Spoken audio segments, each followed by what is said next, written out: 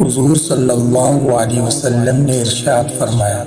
میں قیامت کے دن تمام اولاد آدم کا سردار ہوں گا اور میں پہلا وہ شخص ہوں گا جس کی قبر شق ہوگی، اور میں شفاعت کرنے والا پہلا شخص ہوں گا، اور میں ہی سب سے پہلے شخص ہوں گا جس کی شفاعت قبول کی جائے گی۔ حضور صلی اللہ علیہ وسلم نے ارشاد فرمایا، میں قیامت والے دن تمام نبیوں کا امام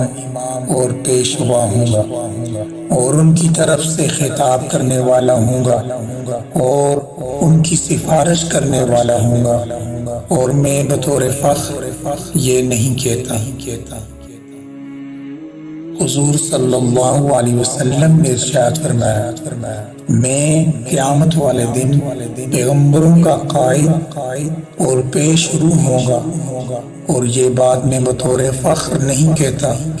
اور میں خاتم النبیین ہوں، اور یہ بھی میں عذرائے فخر نہیں کہتا۔